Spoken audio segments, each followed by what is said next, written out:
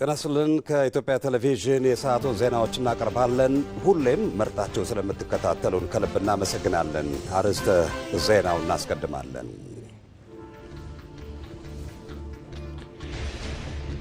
ከንቲባ አዳነች አቤቤ የመምህራንን የመኖሪያ ቤት ግንባታ አስጀመሩ።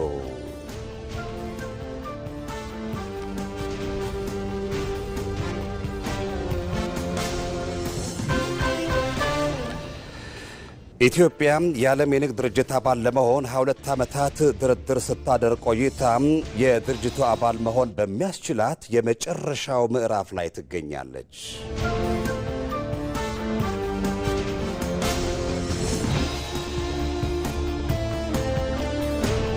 ምርጫ የፖለቲካ ፓርቲዎች በፖሊሲ ሐሳብ ልዕልና የሚለዩበትና የሕዝብ ይሁንታን ይዘው ሀገርና ሕዝብ የሚያስተዳድሩበት ትልቁ ኃላፊነት ነው ሲሉ የተፎካካሪ ፖለቲካ ፓርቲዎች ገለጹ።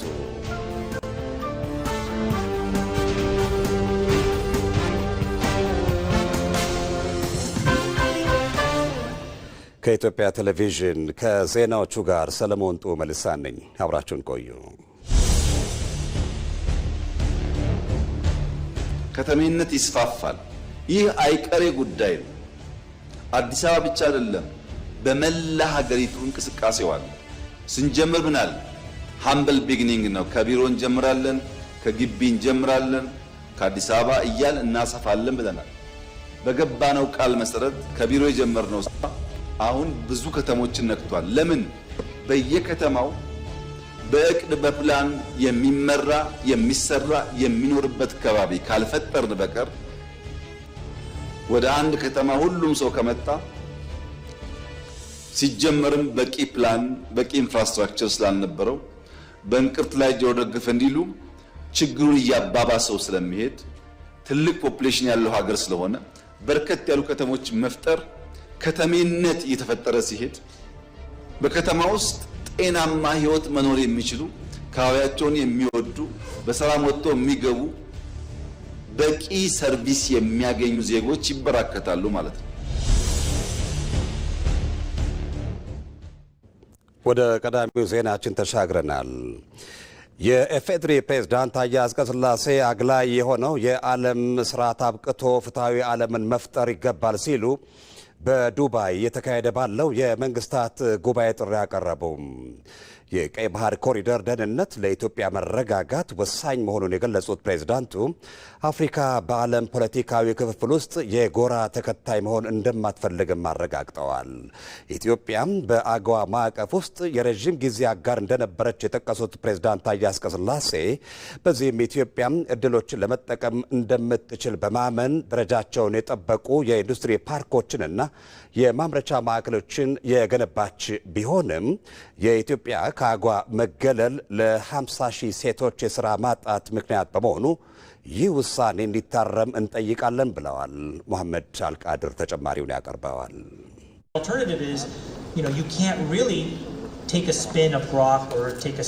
ዓለም በከፍተኛ የለውጥ ማዕበል ውስጥ ባለችበት በዚህ ወቅት አፍሪካ የታሪክ አቅጣጫዋን የምትቀይርበትና የለውጥ ታዛቢ ብቻ ሳትሆን የገዛ ዕጣ ፈንታዋን የምትቀይርበት ምዕራፍ ላይ ትገኛለች።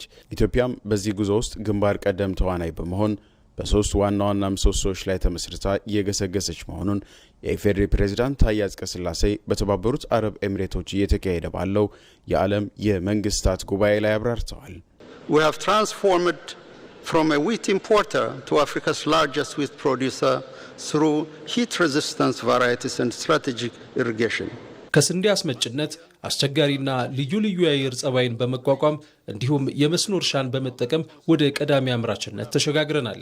ኢትዮጵያ ምግብ ዋስትናን አረጋግጣለች። ባለፈው ዓመት 640 ሺህ ቶን ቡናን ለዓለም አቅርበናል። ከፍተኛ ጥራት ያለው ቡና ለዓለም ለማቅረብም 8.5 ቢሊዮን የቡና ችግኞችን ተክለናል። ኢትዮጵያ ሌሎች እንደሚሉት ሳይሆን በራሷ አቅም የገነባችው የታላቁ ህዳሴ ግድብ ለምስራቅ አፍሪካ የንጹህ ኢነርጂ ምንጭ እየሆነ ነው።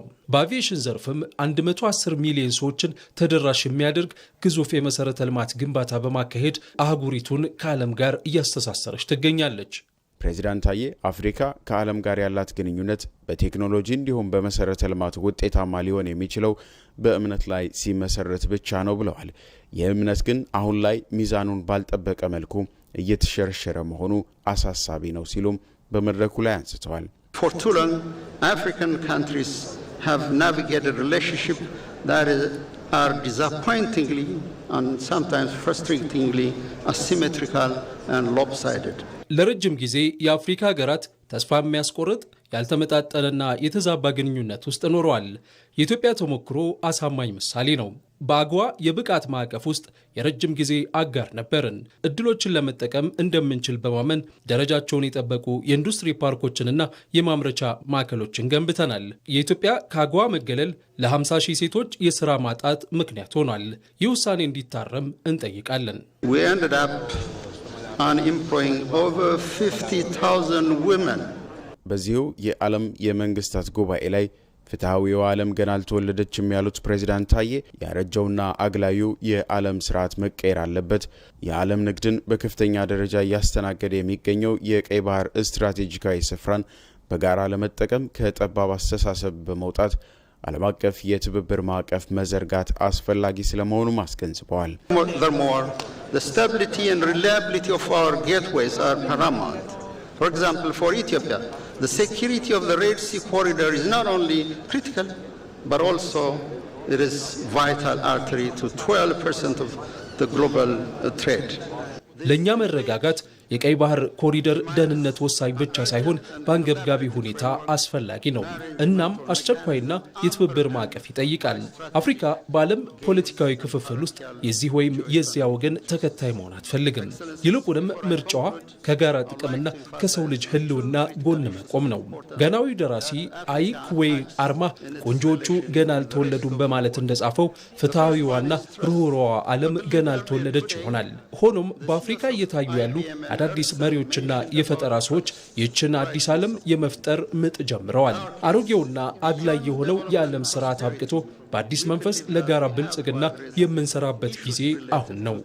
በተባበሩት አረብ ኤሚሬቶች እየተካሄደ ባለው በዚህ ጉባኤ ላይ ኢትዮጵያ ከዓለም ጋር እኩል አጋር ለመሆንና ለጋራ ህልውና የሚሆኑ ድልድዮችን ለመገንባት ዝግጁ መሆኗን ፕሬዚዳንት ታዬ አንስተዋል። ከዓለም ለውጥ ጋር ተያይዞ አዳዲስ ቴክኖሎጂዎች፣ ታዳሽ ኃይልና የሰው ሰራሽ አስተውሎትና የዲጂታል ፋይናንስ የአፍሪካን ልማት ለማፋጠን የረጅም ጊዜ መዋቅራዊ እንቅፋቶችን ለመሻገር መልካም እድሎች ስለመሆናቸውም ፕሬዚዳንቱ አንስተዋል። የሕክምና መሳሪያዎች አቅርቦት ፕሮጀክት በአገር አቀፍ ደረጃ የሚገኙ የጤና ተቋማትን አስፈላጊ በሆኑ የሕክምና መሳሪያዎች ማሟላትና ማደራጀት የሚያስችል መሆኑን ገንዘብ ሚኒስቴር ገለጸ። በተወካዮች ምክር ቤት የፕላንና በጀት ፋይናንስ ጉዳዮች ቋሚ ኮሚቴ ለሕክምና አቅርቦት ፕሮጀክት ምዕራፍ 2 ማስፈጸሚያ የሚውል የብድር ስምምነት ረቂቅ አዋጅ ላይ የአስረጂ መድረክ አካሂዷል። የሕክምና መሳሪያዎች አቅርቦት ፕሮጀክት ምዕራፍ 2 ማስፈጸሚያ 30 ሚሊዮን የአሜሪካ ዶላር ብድር ስምምነት በኢትዮጵያና በደቡብ ኮሪያ መንግስት መካከል ባለፈው መጋቢት 2017 ዓ.ም ተፈርሟል። በውይይቱ ላይ ተገኝተው ማብራሪያ የሰጡት የገንዘብ ሚኒስትር አህመድ ሺዴ ፕሮጀክቱ በሀገር አቀፍ ደረጃ የሚገኙ የጤና ተቋማትን አስፈላጊ በሆኑ የሕክምና መሳሪያዎች ለማሟላት ወሳኝ ብድር መሆኑን ገልጸዋል። ይህም የኢትዮጵያን የጤና አገልግሎት ከፍተኛ አስተዋጽኦ እንደሚኖረው አብራርተዋል።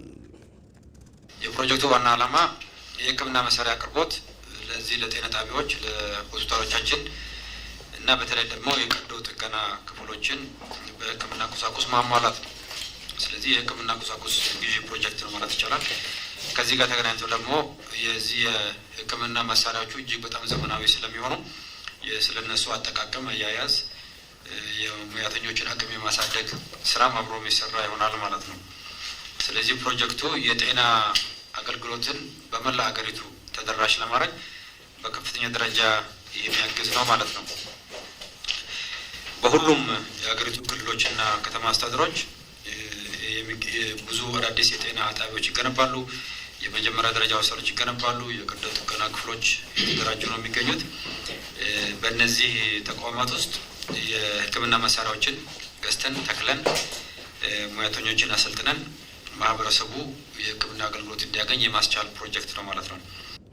ሪፖርተራችን ሞላ አለማየሁ እንደዘገበው ብድሩ ዝቅተኛ ወለድ የሚከፈልበትና በረዥም ጊዜ የሚከፈል በመሆኑ ለኢትዮጵያ ያለውን ጠቀሜታ ሚኒስትሩ አስረድተዋል። ይህ ፕሮጀክት ብድሩ እጅግ በጣም ኮንሴሽናል የሚባል ብድር ነው። እጅግ በጣም ኮንሴሽናል ሲባል አንደኛ በ40 ዓመት ውስጥ ተከፍሎ የሚያልቅ ነው። ሁለተኛ የወለዱ 0.01% ብቻ ወለድ ያለው ነው። እንዲሁም 15 ዓመት የችሮታ ጊዜ ያለው ማለት ነው፣ ግሬስ ፔሪድ። ይሄ ኦልሞስት ከግራንት ተቀራራቢ ማለት ብቻ ነው።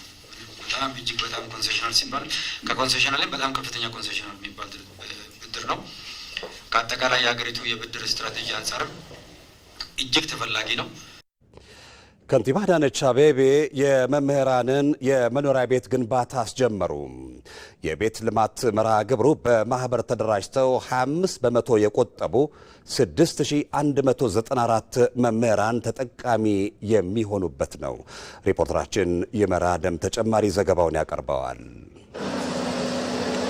ዛሬ በአዲስ አበባ ሰማይ ስር አዲስ ተስፋ ተበስሯል።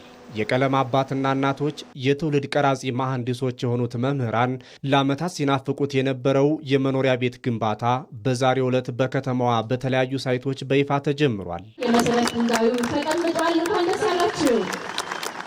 የመኖሪያ ቤት ግንባታውን በቦሌ አራብሳ ሳይት በይፋ ያስጀመሩት የአዲስ አበባ ከተማ ከንቲባ አዳነች አቤቤ ሁነቱ ለመምህራን ክብርና መብት ትልቅ ዋጋ የተሰጠበት ታሪካዊ ምዕራፍም ነው ብለዋል። መምህራኖች ልብ ልትሉት የሚገባው ከተማችሁ ያላትን ሀብት ሰጥታችኋለች። ይሄ ለመጀመሪያው ዙር የቀረበው 40 ሄክታር መሬት ወይም ደግሞ 400,000 ካሬ መሬት የከተማዋ ትልቁ ሀብት ነው። ከከተማዋ ትልቁ ሀብት ቅድሚያ ተሰጥቷቸዋል። በሊዝ ዋጋ ሲሰላ በአማካይ አሁናዊ የሊዝ ዋጋ ሲሰላ ወደ 24 ቢሊዮን ብር ያወጣል። እሱ ብቻ አይደለም፣ ከ5 ቢሊዮን ያላነሰ ካሳ ከፍለንበታል። ይሄ አንድ ላይ ሲሰላ ለመምህራኖቻችን የሰጠነው አክብሮት ቅድሚያ ለሙያችሁ አገርን ለመገንባት ትውልድን ለመቅረጽ የምትከፍሉት ዋጋ ምን ያህል በመንግስትም ዘንድ በሕዝባችሁም ዘንድ ክብር እንዳለው ይህንንም በተግባር እንዳሳየን እንድታዩት። ለሀገር በእውቀታቸው ብርሃን የሚፈነጥቁት መምህራን የሚጠበቅባቸውን 25 በመቶ በመቆጠብ የመኖሪያ ቤት ግንባታው እንዲጀመርላቸው ማስቻላቸው ደግሞ ሌሎች የመንግስት ሰራተኞችንም የሚያበረታታ ይሆናል። በዚህ መርሃ ግብር አይገቡም፣ አይሳካም የሚሉ በርካታ ድምጾች ስትሰሙ ቆይታችኋል። ለዚህ ጆሮ አልሰጣችሁም። የራሳችሁን ጥረት ጨምራችሁ የቀረበላችሁን አማራጭና እድል ባለማባከናችሁ በጣም ደስ ብሎኛል። የመምህራኖቹ መሳካት ቀጥሎ ተሰልፈው ያሉ በርካታ የመንግስት ሰራተኞች አሉ። የጤና ባለሙያዎች፣ ሌሎችም የመንግስት ሰራተኞች በዚህ ዘርፍ በመደራጀት ሂደት ላይ ነው ያሉት እና መምህራኖች ፋና ወጊዎች ናቸው። የከተማ አስተዳደሩ በ57 ማህበራት ለተደራጁ 6194 መምህራን 40 ሄክታር መሬት በነጻ ያቀረበበት የመኖሪያ ቤት ግንባታ በአጭር ጊዜ እንዲጠናቀቅ ክትትል የሚደረግበትም ነው። እነዚህ ቤቶችም በተለወጠ አሰራርና መርህ ተመርተውና በጣም ባጠረ ጊዜ ተገንብተው ለተጠቃሚ መምህራኖቻችን እንዲቀርቡ ለማድረግ የሚያስችል በቂ ቅድመ ዝግጅትን መደረጉን በልበ ሙሉነት እየገለጽኩ ይህንን ለዜጎች ቅድሚያ የተሰጠ ታሪካዊ ውሳኔ በማሳለፍ ህዝባዊ ወገንተኝነቱን በተግባር ላሳየው የከተማ አስተዳደራችን በተለይም ለተግባራዊነቱ ፍጹም ቅን በሆነ ልባዊ የሆነ መሻት ለነበራቸው ክብርት ከንቲባችንን ያለኝን ክብርና አድናቆት እየገለጽኩ እንኳን ተሳካሉት ማለት እወዳለሁ። በተደራጁበት ማህበር አማካኝነት 3.8 ቢሊዮን ብር በላይ መቆጠብ ለቻሉት የእውቀት አርበኞች የመኖሪያ ቤት ተጠቃሚ መሆናቸው ደግሞ የትውልድ ቀረጻ ስራቸውን በትልቅ ትጋት እንዲከውኑ ያደርጋቸዋል። ይህ የቤት ግንባታ መርሃ ግብር መምህራንን የመኖሪያ ቤት ባለቤት ከማድረግ ባሻገር ለዘመናት ለመምህራን የቤት ጥያቄ መልስ የሚሰጥና ለቀጣይ ትውልድ መቅረጽ በሀገር ግንባታ ከፍተኛ አስተዋጽኦ በሚያበረክቱት መምህራን የተረጋጋ ህይወት እንዲመሩ የተሰጣቸውን ትልቅ ዋስትና በአገልግሎታቸው ትሩፋት ለሚያፈሩ ቋሚ ሀብት ማሳያ ጭምር ነው። በመጀመሪያ ደረጃ ፋና ወጊ ሆነው የመኖሪያ ቤት ተጠቃሚ ለመሆን ግንባታው የተጀመረላቸው መምህራንም በደስታ ውስጥ ሆነው ተስፋቸውን አለምልመዋል። እንደ ከተማ አስተዳደር ለመምህራን ልዩ ትኩረት ተሰጥቶ በዚህ ደረጃ ላይ በአጭር ጊዜ ምላሽ ማግኘቱ በጣም ደስ ብሎናል። ይሄ ደግሞ ያበረታታል፣ በስራችንም ላይ ልዩ የሆነ መነሳሳትን ይፈጥራል። በጣም ለረጅም ጊዜ ተጠብቀው የነበረ ነገር ነው። እንደምታውቀው አዲስ አበባ ላይ የቤት ባለቤት መሆንና ቤት ማግኘት በተለይ ደግሞ በየዕለቱ እያበበች እየተለወጠች በምትሄድ ከተማ ባለቤት መሆን ትልቅ መታደል ነው። በጣም የብዙ ዘመን ምኞቴ ነበረ። ያው ቤት የለኝም እኔም ደስተኛ ነኝ። በቃላት የሚገለጽ አይደለም የተሰማኝ ደስታ። መምህራን በስራቸው ላይ ሙሉ ትኩረት እንዲያደርጉና በንቃት አስተምረው የነገዋን ኢትዮጵያ በጽኑ መሰረት ላይ እንዲገነቡ እንዲህ አይነት የልማት ተጠቃሚነት ትልቅ ስንቅ ይሆናቸዋል። ኢትዮጵያ የዓለም የንግድ ድርጅት አባል ለመሆን 22 ዓመታት ድርድር ስታደርግ ቆይታለች። የድርጅቱ አባል መሆን የሚያስችላት የመጨረሻው ምዕራፍ ላይም ትገኛለች። ለመሆኑ የዓለም የንግድ ድርጅት ተግባሩ ምንድን ነው? የድርጅቱ አባል መሆን ምን ጥቅሞችስ አሉት? ኤልሻዳይ ወንድማገኝ በተከታዩ ዘገባ ታስቃኘናለች። ኢትዮጵያ የዓለም ንግድ ድርጅት አባል ለመሆን 22 ዓመታት ድርድር ስታደርግ ቆይታለች። የድርጅቱ አባል መሆን የሚያስችላትም የመጨረሻው ምዕራፍ ላይ ትገኛለች። ለመሆኑ የዓለም የንግድ ድርጅት ተግባሩ ምንድን ነው? የድርጅቱስ አባል መሆን ምን ጥቅሞች አሉት? የኢትዮጵያስ የድርድር ሂደት ምን ደረጃ ላይ ይገኛል? እንመለከተዋለን።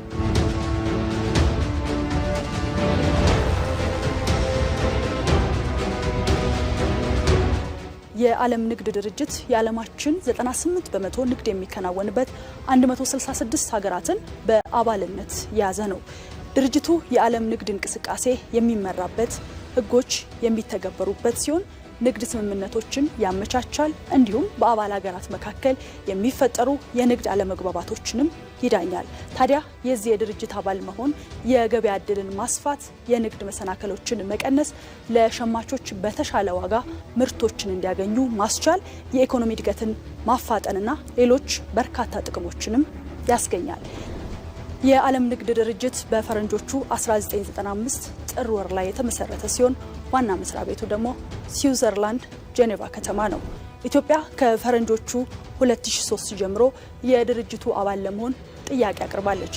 በድርድር ሂደት ላይም ትገኛለች። አሁን ላይ የአባልነት ጥያቄ አቅርበው እንዲጸድቅላቸው ከሚጠባበቁ 22 ሀገራት ውስጥም አንዷ ነች። አንድ ሀገር የዓለም ንግድ ድርጅት አባል ለመሆን ሕጎችን ከዓለም አቀፍ ድርጅት ሕጎች ጋር ማጣጣም፣ ለአባል ሀገራት ገበያን ክፍት ማድረግ እንዲሁም ቀረጥና ተያያዥ የጉምሩክ አሰራሮችን በተመለከተ ድርድር ማድረግ ከመስፈርቶቹ መካከል የሚጠቀሱት ናቸው። የድርጅቱ አባል ለመሆን ረጅም ድርድርና ከአባል ሀገራት ለሚቀርቡ ጥያቄዎች መልስ መስጠት ይገባል።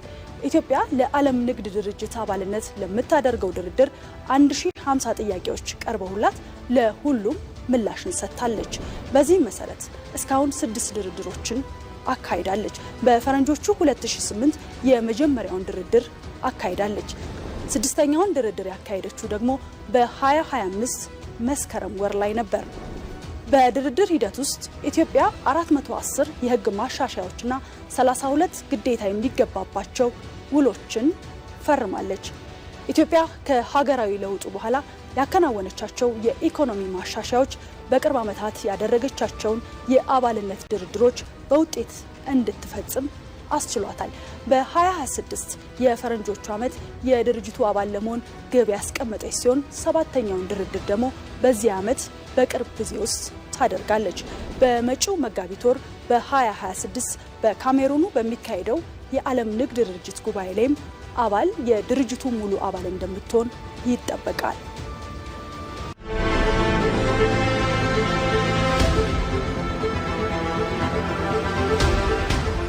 በዓለም ላይ እስካሁን አንድ ብቻ ነው ኤአይ ዩኒቨርሲቲ ያለው። ባለፉት ዓመት ተኩል ገደማ ጀምሮ የግንባታ ስራው ሲሰራ ቆይቶ በመጠናቀቅ ላይ ያለን ዩኒቨርሲቲው በሚቀጥሉ 6-7 ማክሲማም 1 ዓመት ውስጥ ስራ ይጀምራል።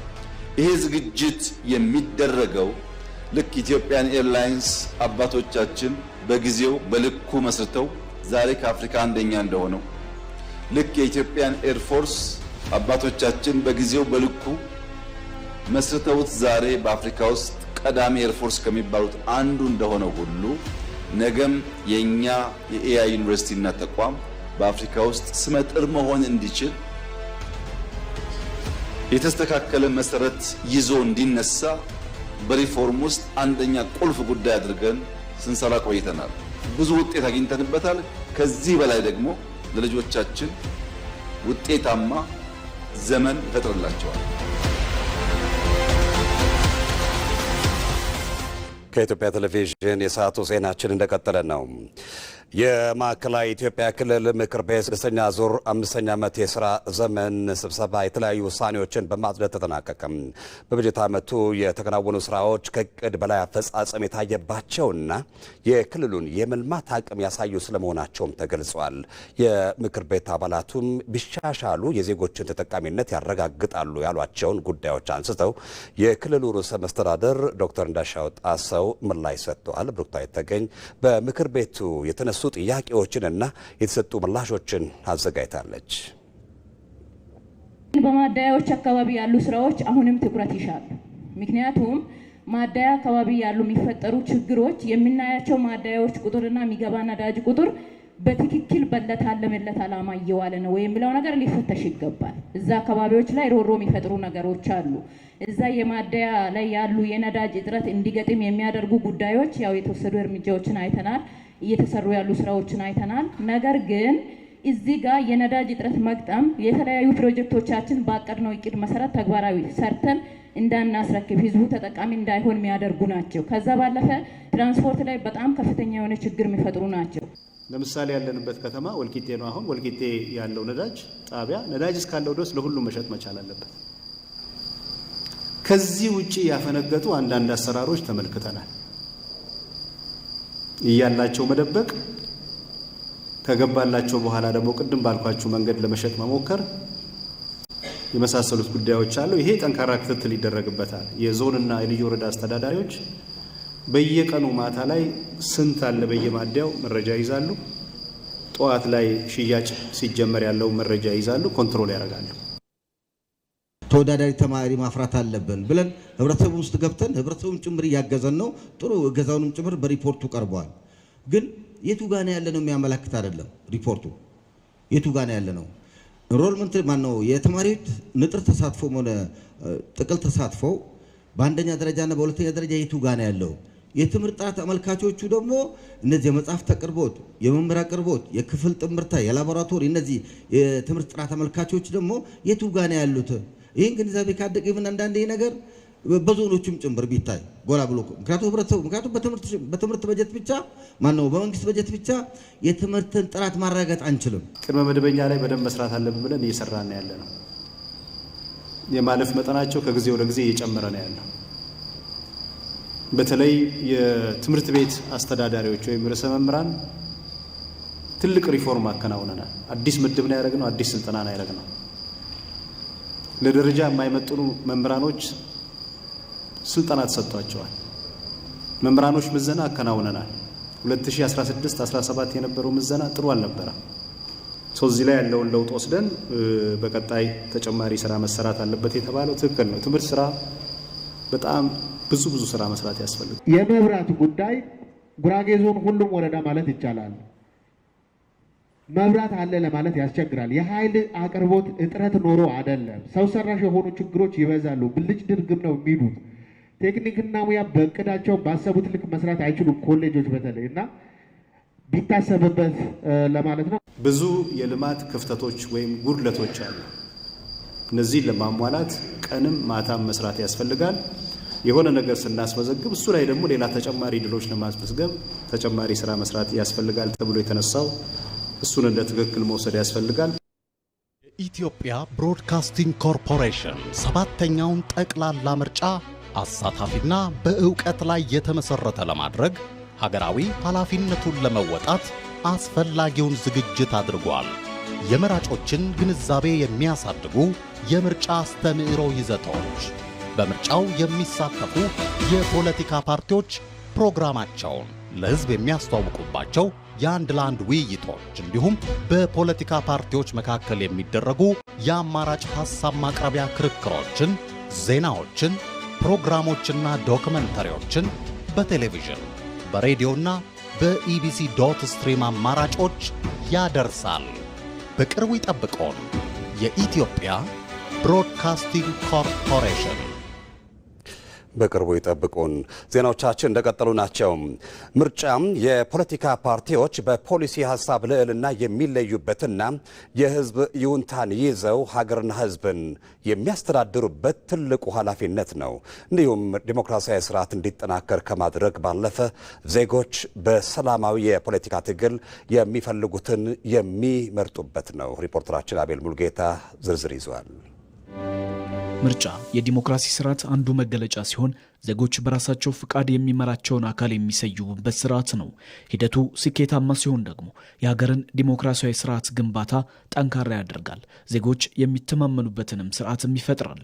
ይህ እንዲሆን ግን ዜጎች በምርጫ ላይ የነቃ ተሳትፎ ማድረጋቸውም የግድ ይሆናል። በምርጫ ሂደት የፖለቲካ ፓርቲዎች ዋነኛ ተዋናዮች እንደመሆናቸው መጠን የፖለቲካ ምህዳሩ በሀሳብና በፖሊሲ አማራጮች ላይ የተመሰረተ እንዲሆን በማድረግም የበኩላቸውን ሚና መወጣትም ይኖርባቸዋል። ምርጫ በ5 ዓመታት ውስጥ አንድ ጊዜ የሚመጣ የዜጎች መሪዎችን የመምረጥ ዕድል ነው። ይህ ደግሞ ጠንካራ የፖለቲካ ፓርቲዎች በሀሳብ ልዕልና የሚለዩበት፣ የህዝብ ይሁንታንም ይዘው ሀገርና ህዝብን የሚያስተዳድሩበትን ኃላፊነት የሚቀበሉበት ነው። የኢትዮጵያ ብሔራዊ ምርጫ ቦርድ ግንቦት 24 2018 ይደረጋል ተብሎ የሚጠበቀውን 7ኛው ጠቅላላ ምርጫ የተለያዩ የፖለቲካ ፓርቲዎች ለመሳተፍም የቅድመ ዝግጅት ስራዎችም በማድረግም ላይ ናቸው። ለህዝብ ለአገር ጠቃሚ የሆኑ ፖሊሲዎችን በመቅረጽ ለህዝባችን ይህንን ነገር በመሸጥ በማስረዳት በምርጫ በመሳተፍ ስልጣን ይዛለን ብለን ነው ገና ከምስረታው ጀምሮ። ይህንንም ደግሞ ዝም ብሎ ሳይሆን በፖለቲካ ፕሮግራማችንና በመተዳደሪያ ደንባችን በግልጽ ጽፈን ነው በግልጽ ተቀምጦ ነው ይህንን የሰላማዊ ትግል የጀመርነው። ለምርጫ ለመሳተፍ የሚያስችል የእጩዎች የምልመላና መስፈርት እንዲሁም የእጩዎች ስነ ምግባር መመሪያ እንዲሁም የምርጫ አስተባባሪ ግብረ ኃይል ኮሚቴ ምንድነው የሚያከናውነው የሚለውን በአጠቃላይ ወደ 4 የሚጠጉ ከስትራቴጂው ጋር በተያያዘ ወደ 4 የሚጠጉ ከምርጫ ስራ ጋር በተያያዘ ሰነዶችን እያዘጋጀ ቆይቷልና በዚህ መሰረትም ወደ ትግበራ የገባበት ሁኔታ ነው ያለው። ምርጫ የዲሞክራሲ ስርዓት እንዲፈጠር ከማድረግ ባለፈ ዜጎች በሰላማዊ የፖለቲካ ትግል የሚፈልጉትን የፖለቲካ ኃይል እድል ሰጥተው ለሚፈልጉት ሀገራዊ ፍላጎት ማሳካት የሚጠቀሙበታል። በመሆኑም ፍትሐዊና ነፃ ምርጫ ማድረግ ደግሞ ወሳኝ ተግባርም ነው። ሰላማዊ በሆነ መንገድ የራስህን ሀሳብና ፍላጎት የምትፈልገውን አካል መርጠህ ወደ ስልጣን አምጥተህ መንግስት አድርገህ የምትፈልገውን ነገር ማሳካት የምትችልበት ትልቁ መሳሪያ ነው። ከዚህ ቀደም የነበሩ የምርጫ ስርዓቶች ሂደቶች ነፃ፣ ፍትሃዊ፣ ግልጽ፣ ገለልተኛ ከመሆን አንጻር ብዙ የሚጎላቸው ነገሮች ነበሩና ነገር ግን የዘንድሮ ምርጫ ዲጂታላይዝ መደረጉ ይሄ ለምናደርገው የዲሞክራሲ ግንባታ ስርዓት ትልቅ አቅም ነው የሚሆነው። በ7ኛው ጠቅላላ ምርጫ ላይ ዜጎች በአግባቡ መሳተፍ እንዲችሉ አስቀድሞ ለመራጭነት መመዝገብ ዝግጁ በመሆን መብትን ማረጋገጥም ያስፈልጋል። ቀጥለው በሚደረገው የመራጮች ምዝገባ ላይ ቅድሚያ ሂዶ ካልተመዘገበ በግንቦት ላይ ለሚደረገው ምርጫ አይመርጥም ማለት ነው። ብዙ ሰዎች አሁን ለምሳሌ ባለፈው የ2013 ምርጫ ላይ ያኔ ተመዝገቡ ሲባል አልተመዘገቡም። ግንቦት ላይ ወይም መጨረሻ ሰኔ ላይ በተደረገው ምርጫ ላይ ግን አልመረጡም፣ አልተሳተፉም። ስለዚህ በንቃት ወጥቶ መመዝገብ አለበት። ከተመዘገበ ደግሞ በኋላ ወጥቶ መምረጥ አለበት። እንዲሁም የሲቪል ማህበረሰብ ድርጅቶች በምርጫ ሂደት ላይ ከሚሳተፉ ባለድርሻ አካላት መካከል ሲሆኑ የሚደረገው ምርጫ ፍትሐዊ፣ አካታችና ዲሞክራሲያዊ ሂደትን እንዲከተል ድጋፍም ያደርጋሉ። ዘንድሮም ለሚከናወነው 7ኛው ጠቅላላ ምርጫ የሲቪል ማህበረሰብ ድርጅቶች የበኩላቸውን ለማድረግም በዝግጅትም ላይ ናቸው። በጣም በርካታ ቁጥር ያላቸው ሲቪል ማህበራት የመራጮች ትምህርት ለመስጠት አክሬዲቴሽን ወይም ሰርቲፊኬት ወስደው ዝግጅት እያደረጉ ነው ያሉት። ያንን ስራ ይሰራሉ። ሁለተኛ ደግሞ የምርጫ መታዘብ ስራ ነው። ምርጫው ሲደረግ የምርጫው ቀን ሊሆን ይችላል ወይ ደግሞ የመራጮች ምዝገባ ካሌንደር ይወጣል። ይሄ ምዝገባ ሂደት በአካል በመገኘት የተለያዩ የፖለቲካ ፓርቲ ተወካዮችን በማናገር ተመዝጋቢዎችን በማናገር አጠቃላይ ደግሞ የሚዲያ ሞኒተሪንጎችን ወይም የሚዲያ ክትትል በማድረግ በሂደቱ ውስጥ እንቅፋት መሰናክል ሊፈጥሩ የሚችሉ ነገሮችን ከወዲሁ ከስር ምርጫ ቦርድ መፍትሄ እንዲሰጥ ከምርጫ ቦርድ ጋር የምናደርጋቸው ናቸው። የኢትዮጵያ ብሔራዊ ምርጫ ቦርድ 7ኛውን ጠቅላላ ምርጫ ለማከናወን የሚያስችሉ የቅድመ ዝግጅት ስራዎችንም አድርጓል፣ እያደረገም ይገኛል። ቦርዱ የምርጫ ህጉን ማሻሻሉና ቴክኖሎጂን ከሞላ ጎደል መጠቀም መጀመሩ የተሳካ ምርጫ ለማድረግም እድልም ይፈጥራል። ግብአቶችን በማሰባሰብ አዋጁ እንዲሻሻል በማድረግ አስቻይ የህግ ማዕቀፍ፣ አስቻይ ተቋማዊ ማዕቀፍ በመፍጠር እየተንቀሳቀሰ ነው ያለው። ትልቁ ደግሞ አንዱ ምርታ ብዬ የማየው ይሄ በብዙ ሀገሮች የሚደረገውን ቴክኖሎጂን በማስተዋወቅ ቢያንስ በሁሉም ባይሆን እንኳ በአብዛኛው በቀላሉ ሰዎች ቤታቸው ሆነው ካርድን የሚያወጡበት፣ ቤታቸው ሆነው ሆነው የሚመዘገቡበት፣ የምርጫ ቀን ብቻ በዛች በተመዘገቧት መሰረት ሄደው ምርጫ ድምጽ የሚሰጡበት ቴክኖሎጂን ደግሞ በማበልጸግ ስራውን እንደሚያቃለልለት ማድረጉ በሰባተኛው ጠቅላላ ምርጫ ስኬታማነት ላይ ፍትሐዊና ዲሞክራሲያዊም እንዲሆን በማድረግ ሂደት ከቦርዱ በተጨማሪ ሁሉም ባለድርሻ አካላት ወሳኝ ሚናም ይጫወታሉ። የምርጫ ሂደቱን ከፖለቲካዊ ጫና ነፃ ለማድረግና ተፎካካሪ ፓርቲዎች በሰላማዊ መንገድ ሀሳባቸውን የሚያቀርቡበት የህግ ማዕቀፍ መዘርጋቱ ኢትዮጵያም ወደ ተረጋጋ ዲሞክራሲያዊ ስርዓት እየተሸጋገረች መሆኑ ማሳያ ነው። ሰባተኛው ሀገራዊ አጠቃላይ ምርጫ በቴክኖሎጂ የታገዘ መሆኑ ደግሞ ምርጫውን ነፃና ገለልተኛ ለማድረግ የሚያግዝ ነው። ኢትዮጵያ የመጣችበትን የምርጫ መንገድ መነሻ በማድረግ የዘንድሮን ምርጫ ምን ይለየዋል የሚለውን ሪፖርተራችን እድሉ ፈቀደ በዝርዝር ተመልክቶታል። በኢትዮጵያ የፖለቲካ ታሪክ ውስጥ ምርጫ ሁልጊዜም በጉጉትና በስጋት መካከል የሚታይ ትልቅ ክስተት ሆኖ ቆይቷል። ኢትዮጵያ ካሳለፈቻቸው ስርዓቶች አንጻር ምርጫ ትርጉም ያለው የህዝብ ድምፅ ማሳያ ከመሆን ይልቅ ስልጣንን ህጋዊ የማስመሰያ መሳሪያ ሆኖ የቆየባቸው ጊዜያት ይበልጣሉ። ሆኖም ካለፉት ጥቂት ዓመታት ወዲህ በተለይም የለውጡ መንግስት ወደ ስልጣን ከመጣ በኋላ ኢትዮጵያ ምርጫን በሰላማዊ በተቀላጠፈና ፍትሐዊ በሆነ መንገድ ለማከናወን አዲስ ተስፋ ሰጪ ምዕራፍ ጀምራለች። ጥቂት ወደ ኋላ መለስ ስንል ኢትዮጵያ ባለፉት 10 ዓመታት ካከናወነቻቸው ምርጫዎች ውስጥ የ1997ቱ ምርጫ በህዝብ ተሳትፎ ደማቅ፣ በውጤቱ ግን አወዛጋቢና ደም አፍሳሽ ሆኖ ማለፉ ይታወሳል። ከዚያ በኋላ የነበሩት ምርጫዎችም ቢሆኑ የገዢው ፓርቲ 100% ማሸነፍ የታየባቸውና የዲሞክራሲ ምህዳሩ የጠበበባቸው ነበሩ። ይህ ሁኔታ በህዝቡ ዘንድ በምርጫ ሂደት ላይ የነበረው እምነት እጅግ አሳጥቶትም ቆይቷል። በ2010 ዓ.ም የመጣው ሀገራዊ ለውጥ ግን ይህንን የተዛባ ጉዞ ለመቀየር ትልቅ መሰረት ጥለዋል። የለውጡ መንግስት ወደ ስልጣን እንደመጣ ቅድሚያ ሰጥተው ከሰራባቸው ተግባራት አንዱ የምርጫ አስፈጻሚ ተቋምን ማለትም የኢትዮጵያ ብሔራዊ ምርጫ ቦርድን በአዲስ መዋቅር በገለልተኛ አመራርና በዘመናዊ አሰራር ማደራጀት ነበር። በ2013 ዓ.ም የተካሄደው ስድስተኛው ሀገራዊ ምርጫ በኢትዮጵያ የምርጫ ታሪክ ውስጥ የመጀመሪያው ሰላማዊና ፍትሐዊ ተብሎ ሊጠቀስ የሚችል አዲስ ልምድ ጥሎ ማለፍ ችሏል። ይህ ምርጫ ከቀደሙት የሚለይባቸው በርካታ ነጥቦችን እንመልከት። የመጀመሪያው መረጋገጥ ነው። የምርጫ ቦርድ ከመንግስትና ከማንኛውም የፖለቲካ ፓርቲ ተጽዕኖ ነፃ ሆኖ እንዲሰራም ተደርጓል። ይህም ለዜጎች በምርጫው ሂደት ላይ እምነት እንዲኖራቸው ትልቅ አስተዋጽኦ ነበረው። ሁለተኛው የፖለቲካ ምህዳሩ መስፋት ነው። ቀደም ሲል በሽብርተኝነት የተፈረጁና በስደት የነበሩ የፖለቲካ ድርጅቶች ወደ ሀገር ቤት ገብተው በሰላማዊ መንገድ እንዲወዳደሩ መደረጉ የምርጫውን ተወዳዳሪነትና አሳታፊነትን ጨምሮታል። ሌላኛው ዘመናዊነት ነው። የምርጫ ምዝገባና የድምፅ አሰጣጥ ሂደት በቴክኖሎጂ የታገዘ ግልጸኝነት የሰፈነበት ነበር። የምርጫ ቁሳቁሶች ስርጭትና የደህንነት ጥበቃውም እጅግ በተቀላጠፈ መንገድ ማከናወንም ተችሏል። የመጨረሻው ሰላማዊነት ነው። በኢትዮጵያ አንዳንድ አካባቢዎች የጸጥታ ስጋቶች ቢኖሩም ምርጫው በተካሄደባቸው ስፍራዎች ሁሉ ያለምንም ደም መፋሰስና ሁከት መጠናቀቁ ለኢትዮጵያ ትልቅ ድል ነበር። ኢትዮጵያ በአሁኑ ወቅት ምርጫን የማከናወን አቅሟ ከጊዜ ወደ ጊዜ እያደገ መጥቷል።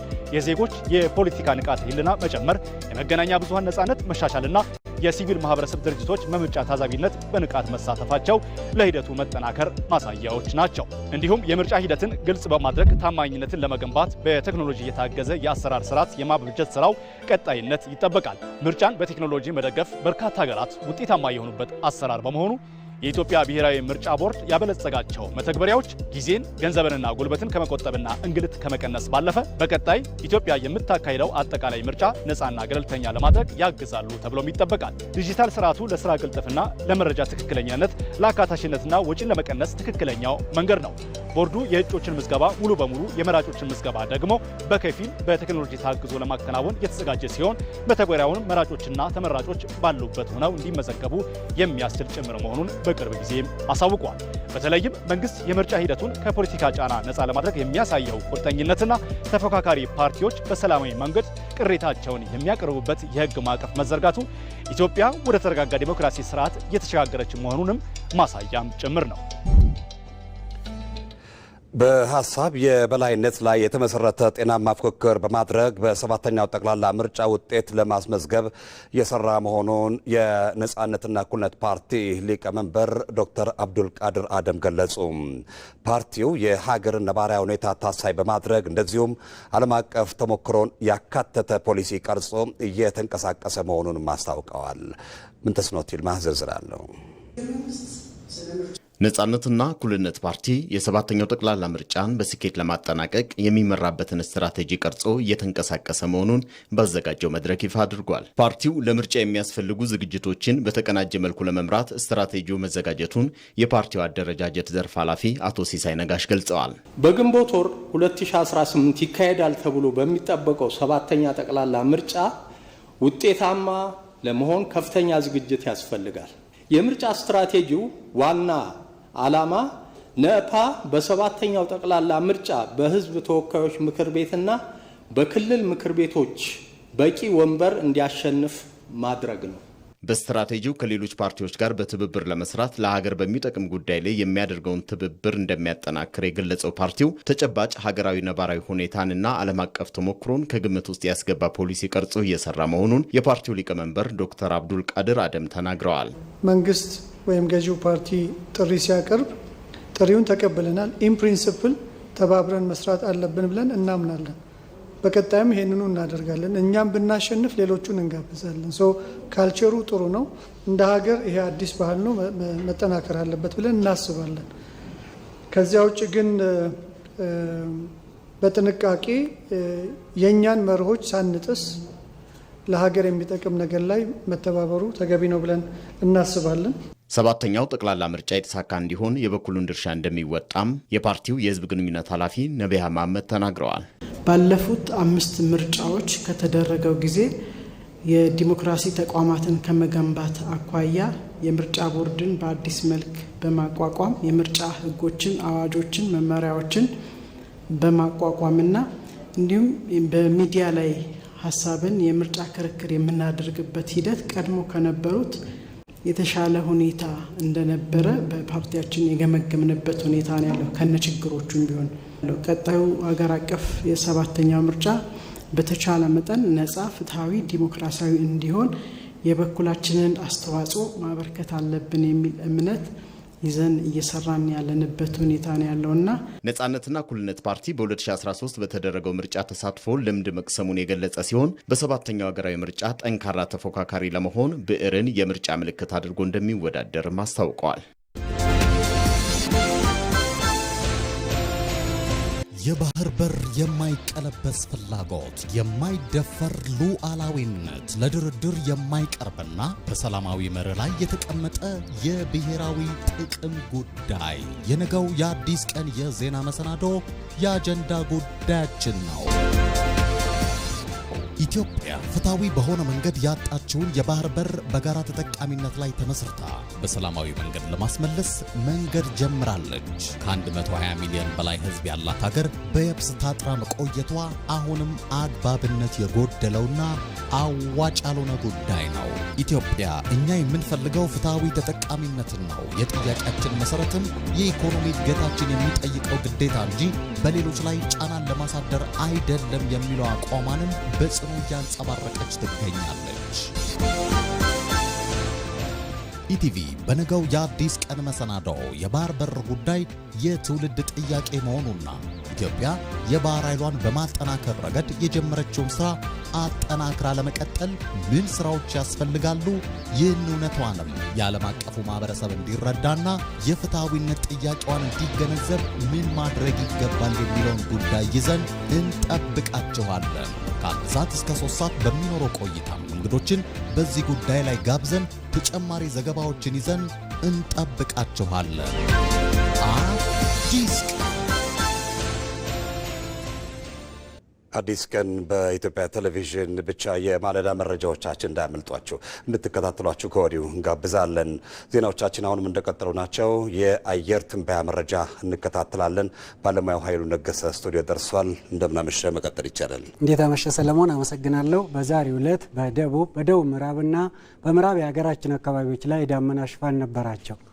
በነገው ዕለት በሰሜን ምዕራብ በሰሜን ምስራቅና በምስራቅ የሀገራችን አካባቢዎች ላይ የበጋው ደረቅ ፀሐያማና ነፋሻማ የአየር ሁኔታ የሚኖራቸው ሲሆን በሀገራችን ደጋማ ስፍራዎች ላይ የቀኑ ዝቅተኛ የሙቀት መጠን ከ5 ዲግሪ ሴልሺየስ በታች ሆኖ እንደሚመዘገብ የትንበያ መረጃዎች ይጠቁማሉ።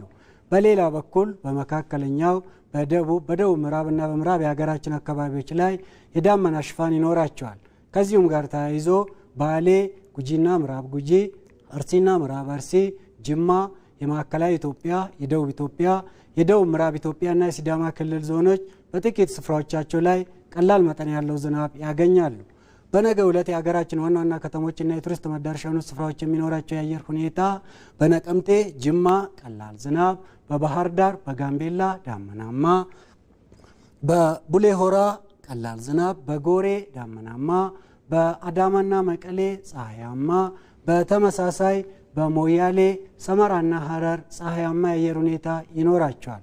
በአዲስ አበባ በቀጣዮቹ 3 ቀናት ፀሐያማ የአየር ሁኔታ ይኖራል። ተመልካቾቻችን ለበለጠ መረጃ ኢንስቲትዩቱን ድረገጽ www.itomet.gov.ኢቲን ይመልከቱ። በርካታ መረጃዎችን ያገኛሉ። ሰለሞን አመሰግናለሁ። እኔም በጣም አመሰግናለሁ። ከኢትዮጵያ ቴሌቪዥን በምዕራፍ 1 ኢቲቪ 57 የተዘጋጁት ዜናዎቻችን እነዚሁ ናቸው። ከኛ ጋር ስለሆናችሁ ከልብ እናመሰግናለን። በምዕራፍ 2 የቢዝነስና የስፖርት ዘገባዎችን አካተን የምንመለስ ይሆናል። በያላችሁበት ጤና ይስጥልኝ።